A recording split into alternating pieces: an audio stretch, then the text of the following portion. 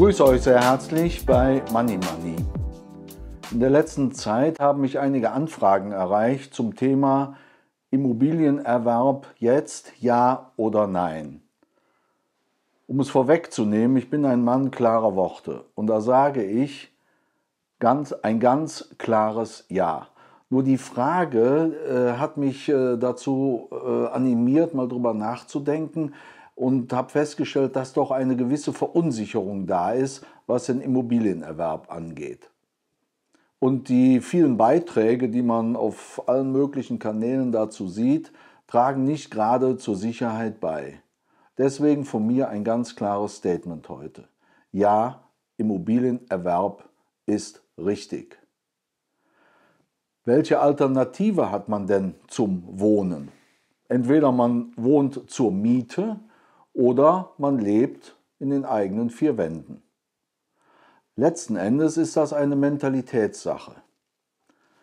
Bei der Miete zahle ich für die Nutzung eines Wohnraums einen Preis. Das ist die Miete. Diesen Preis, die Miete, zahle ich an den Vermieter, also in der Regel an eine fremde Person. Und mit jeder Mietzahlung erhöhe ich quasi dessen Vermögen. Denn auch die Vermieter haben in der Regel den Wohnraum, den ihr nutzt, ja finanziert. Und so zahlt ihr im Prinzip mit der Miete die Darlehensraten für den Vermieter. Ihr vermehrt das Vermögen eines anderen. Gut, Miete. Mieter sagen, ja, ich habe keine Lust, den Garten zu pflegen, Haus und Hof zu pflegen und so weiter. Okay, kann man so sehen. Und sie sagen als Argument für Miete, ja, ich bin flexibler, wenn ich mal umziehen will, wenn ich versetzt werde beruflich oder Ähnliches, dann kann ich die Wohnung kündigen und bin halt eben flexibler. Gut. Das sind Argumente, die kann man gelten lassen, aber für meine Begriffe ziehen die nicht so nachhaltig. Der Erwerb von einer Immobilie in der heutigen Zeit ist für meine Begriffe, wie auch schon in der Vergangenheit, ein richtiges, solides, nachhaltiges Investment. Die erste Frage, die sich manche stellen, kann ich mir denn eine Immobilie überhaupt leisten? Und da kommt jetzt natürlich das historisch niedrige Zinsniveau ins Spiel. Es gibt Banken, die bieten heute, Juli 2019, Zinssätze von unter 1% an bei einer 10-jährigen Zinsbindung. Also das Ganze ist letzten Endes ein einfaches Rechenexempel. Wenn ich ein Hypothekendarlehen, ein Wohnungsbaudarlehen aufnehme von 200.000 Euro, und ich habe 1% Zins und angenommen 2% Tilgung, dann ist die Gesamtrate 3%, 3% von 200.000, das sind 6.000 Euro im Jahr, das sind 500 Euro im Monat. Wenn ich die Tilgung noch erhöhe um 1%, also 1% Zins und 3% Tilgung, habe ich 4% Rate, dann sind das 8.000 Euro im Monat und 666 im Jahr und 666 Euro im Monat. Ich glaube, eine solche Darlehensbelastung kann mit jeder Miete durchaus konkurrieren. Insofern ist dieses Rechenbeispiel eigentlich ein Beleg dafür, dass sich der Erwerb einer Eigentumswohnung unter den Aspekten jederzeit im Moment jedenfalls lohnt. Es gibt natürlich einige Besonderheiten. Banken verlangen in der Regel 10 bis 20% Eigenkapital. Ihr müsst ein sicheres Einkommen haben, einen sicheren Arbeitsplatz haben. Und man sollte auch beim Immobilienerwerb die Nebenkosten beachten, die da wären im Prinzip immer die Grunderwerbsteuer von 6,5% und auch die Notarkosten, die auf einen zukommen. Ganz wichtig dabei beim Immobilienerwerb, und ich spreche jetzt von der eigengenutzten Immobilie, nicht von einer Immobilie als Kapitalanlage. Bei der eigengenutzten Immobilie sind 3 Faktoren immer entscheidend. Lage, Lage, Lage.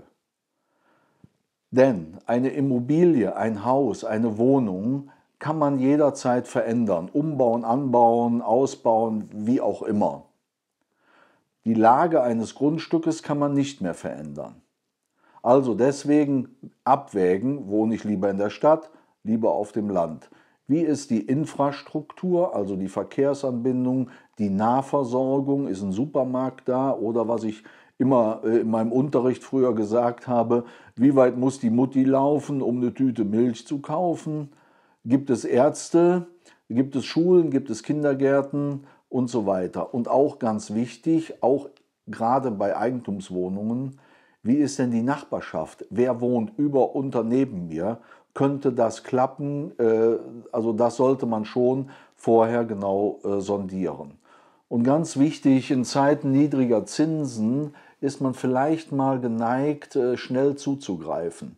Vorsicht, es gibt auch Bereiche in Deutschland, wo der Immobilienmarkt bereits jetzt überhitzt ist, wo also die Immobilienpreise sehr hoch sind und möglicherweise dann den niedrigen Zins wieder auffressen. Also die Marktgegebenheiten genauestens analysieren und dann, wenn ihr es euch leisten könnt, abwägen: Will ich Eigentum haben? Mit jeder Darlehensrate erhöhe ich mein Eigentum oder will ich lieber zur Miete wohnen? Zum Thema Flexibilität, ja, da kann man sagen, ein Haus oder eine Wohnung kann ich ja auch, wenn ich versetzt werde, beruflich woanders hin muss oder der Liebe wegen umziehen muss, wie auch immer. Ich kann auch meine Wohnung und mein Haus verkaufen. Gerade in der jetzigen Zeit sind Immobilien sehr gefragt. Oder ich kann es ja auch vermieten. Also das Thema Flexibilität gilt auch hier für ein eigengenutztes Eigenheim. Das ist meine ganz persönliche Meinung dazu. Und insofern ist natürlich ein Eigenheim ein gewisser Luxus. Es ist auch ein schönes Gefühl, ein eigenes Haus zu haben. Und bei dem jetzigen Zinsniveau ist es auch, ich sage ganz ehrlich, kein oder wenigstens ein überschaubares Risiko. Eine Mietwohnung birgt auch Risiken. Ja, auch der Vermieter kann euch ja kündigen. Insofern ist das keine Garantie, dass ihr ewig da wohnen bleibt. Wenn ihr mich also heute fragt, soll ich heute eine Immobilie erwerben, ja oder nein? Unter den genannten Aspekten, die ich gerade gesagt habe, dann ist von mir kein Rumgeeiere, sondern ich sage hierzu ein ganz glasklares Ja. Wenn ihr weitere Fragen oder Anregungen habt oder Hinweise, dann sagt mir bitte Bescheid und gebt mir bitte einen Daumen hoch. Und wenn ihr weitere Videos von mir sehen wollt, dann lasst mir bitte ein Abo da. Tschüss!